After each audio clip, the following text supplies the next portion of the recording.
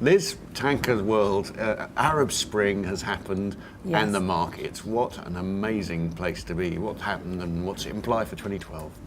Well, this year we have seen the sort of dramatic exit of Libya from the market. It's obviously returning now, but for most of 2011 we haven't had exports, which has been really bad for the Aframax and some of the Suezmax trades in the cross-Mediterranean market. Huge drop in cargo availability, less employment opportunities for a growing fleet, which has meant poor earnings. On the flip side, Saudi Arabia has upped its production to sort of cope with the shortage of oil globally, and that's been good for VLCCs and supported them. We've actually seen record monthly fixings in the spot market for the VLCCs from the Middle East, which is good news for them. And I guess next year, the big development is going to be the continuing fleet growth for all size ranges of tankers, and really the fact that there's so many ships competing already, the earnings are so poor for owners. We've seen a number of bankruptcies. This is a theme we're expecting to continue next year. So are we expecting bankruptcies to worsen? Is it this is only the start in 2011? That is the feeling we're getting from the maritime industry, that can expect more bankruptcies, more financial restructuring problems with owners who just don't have the cash, basically. What's the role of China in that, Liz? China has a much bigger influence on the tanker market than it did, sort of, say, a decade ago.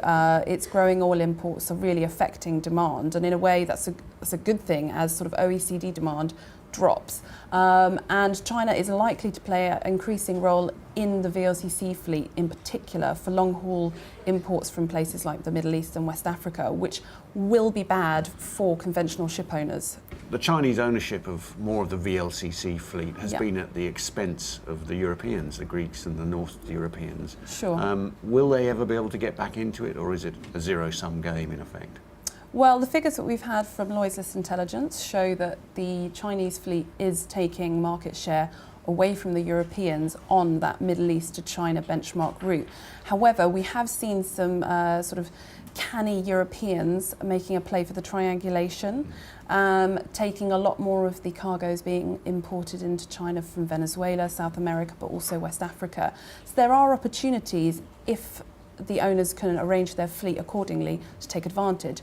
Otherwise, it does look like the Europeans will be suffering from a growing Chinese fleet if global oil demand does not boom, which it's not expected to. Well, you're going to have plenty to write about in 2012. Yes, doom and gloom all the Doom way. and gloom. Let's hope not. Thank you, Liz. That's fine.